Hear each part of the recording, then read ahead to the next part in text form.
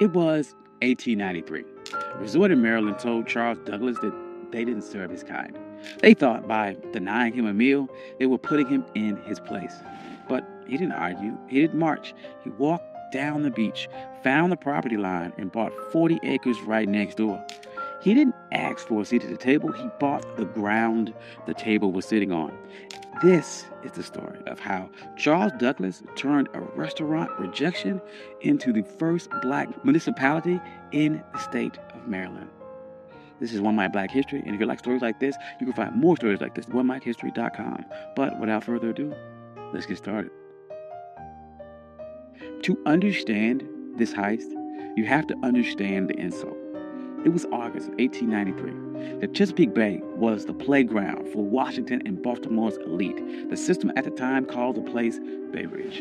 It was known as the Queen of Chesapeake. It was a grand hotel, massive boardwalk, and a restaurant that promised the finest dining on the East Coast. Charles Douglas and his wife Laura, they weren't there to make trouble. They were blackocracy. Charles was a high-ranking official at the Treasury Department. He was polished, he was wealthy, and he was a veteran. He walked to the restaurant at Bay Ridge and asked for a table. The waiter did not look at Charles's uniform. He didn't look at his credentials. He just looked at his skin color and said, "We don't serve your kind here." Now, this is the moment where the struggle would usually kick in. The textbook version of this story would tell you how sad Charles was. It would talk about the pain of segregation. But Charles Douglas didn't have time for that. He had a military mind. And he looked around the restaurant and saw white families eating. He saw the owners counting money. And he realized that their business was built on a territorial monopoly. They thought that they owned the prestige of the water. They thought by banning him, they were keeping the luxury for themselves. Charles walked out of that restaurant, but he did not leave the area. He walked down the beach. He crossed the property line, and he stood on the dirt right next to the people that insulted him. He was looking at a 40-acre tract known as Bashir's Farm. It was rugged, overgrown patch of coastline. To the owners of Bay Ridge, it was a waste of space. To the system, it was unimproved land. But to the Colonel, it was the high ground. Charles Douglas knew something the owners of Bay Ridge didn't. The system is only as strong as its borders. Bay Ridge was a fortress of whiteness, but the walls ended at the property line. If Charles could control the land right next to them, he didn't need their permission to exist. He could create a parallel world that Jim Crow laws of public accommodations could not touch. See, in 1893, separate but equal wasn't even legal doctrine yet. That would not happen for another 3 years with Plessy versus Ferguson. But the private property doctrine was already ironclad. The law of the land said that a man could do whatever he wanted with the dirt that he owned. Charles realized that public space was a trap. If you relied on the public to treat you fairly, you were a beggar. But if you owned the private, you were sovereign. So he went to the owner of the 40-acre farm, a man by the name of Daniel Bashirs. He didn't ask for a favor. He brought money. He offered him $5,000 cash. In 1893, that was an astronomical sum. It was roughly the equivalent of about $175,000 in today's money. But the strategic value was worth millions. Bashirs took the money. He signed the deed. And on that day, the Queen of Chesapeake lost its monopoly. Charles Douglas didn't just buy a farm. He bought the gateway to the bay. He went to the restaurant owners who refused him a sandwich, and he didn't say a word. He just started building. And the first thing Charles did wasn't build a resort for the masses. He built a fortress for his legacy. He built a home for his father, Frederick Douglass. He called it the Twin Oaks. But he didn't just build it anywhere. He positioned the home with military precision. Frederick Douglass had been enslaved on the eastern shore of Maryland. He looked across these same waters as a boy, dreaming of a world where he wasn't property. So Charles Douglas designed Twin Oaks so his father could sit on that property and look directly across the Chesapeake at the very shore where he was once owned. This was psychological warfare. It was a message to the system that you didn't lose a slave, you lost the entire coastline. Frederick Douglass never got to spend a full summer there because he died in 1895, but the receipt was still filled. The Douglass name was now etched into the land in the deeds of Maryland. But Charles was not done. He knew that one house was an anomaly, but an entire empire is a network. So he began subdividing the land, and he didn't sell it to just anyone. He targeted the sovereign class. He sold lots to black doctors, black lawyers, black engineers, black poets in D.C. and Baltimore. He created a neighborhood where the white-only signs of Bay Ridge were relevant.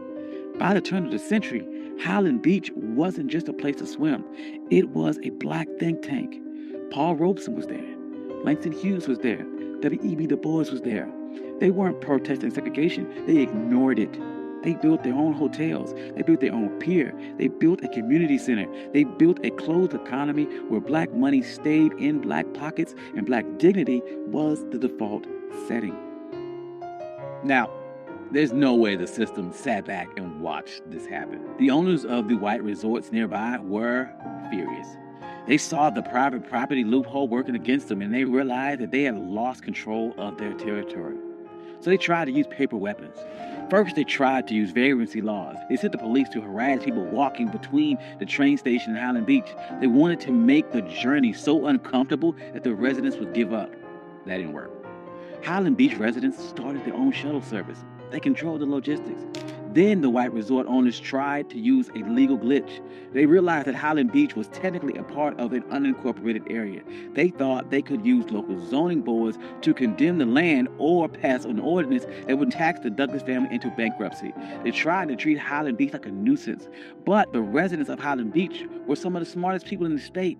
They knew that in America, the ultimate hack for land was municipal status. In 1922, they executed their final move of the heist. They petitioned the state of Maryland to become an unincorporated town. They didn't want to be a neighborhood. They wanted to be government.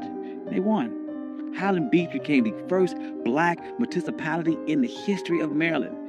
Think about the payoff here. Because they were a town, they had their own mayor, they had their own police department, and they had their own zoning board. When the white resort owners tried to pass laws against them, the people of Highland Beach just passed their own laws to cancel them out. They weren't marching and asking for civil rights. They were exercising their statutory power. By the 40s and 50s, Highland Beach was the summer Apollo.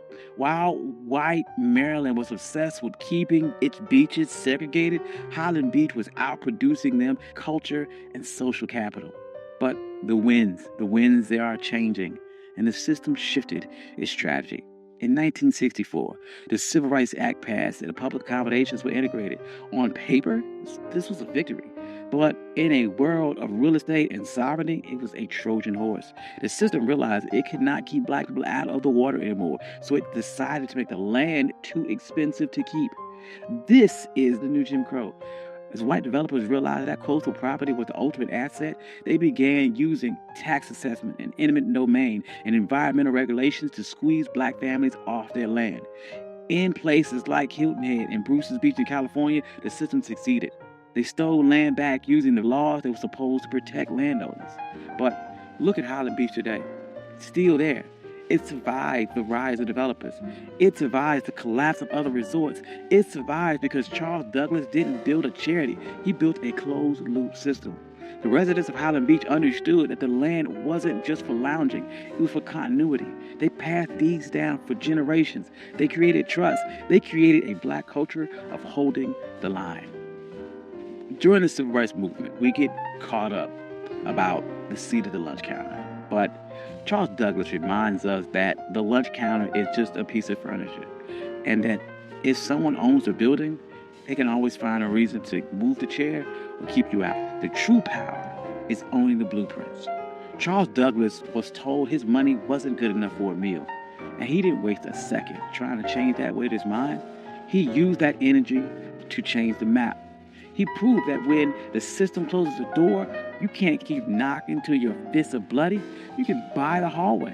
You can buy the entire building. You can buy the entire beach. You can buy the ground that it sits on. And today, Highland Beach stands as a reminder that we aren't just laborers in the American story. We are the engineers of our own exit. Thank you. This is One Mic Black History. I'm your host, Country Boy. If you like stories like this, you can find more stories like this at OneMicHistory.com. Hope you enjoyed this. This is something different. I enjoy this a lot. Trying to do, once again, more stories about agency, about pattern interrupts, people overcome, and how they took a system that was designed to keep you back and beat it and overcame or outsmarted that system. Hope you enjoyed that. I'd like to thank all my day ones. You guys are amazing. Thank you guys all for coming out. Financial contributors. Oh, yes. And if you don't see your name here, please reach out to me. I'll add your name. I'm sorry. I love you all. Peace.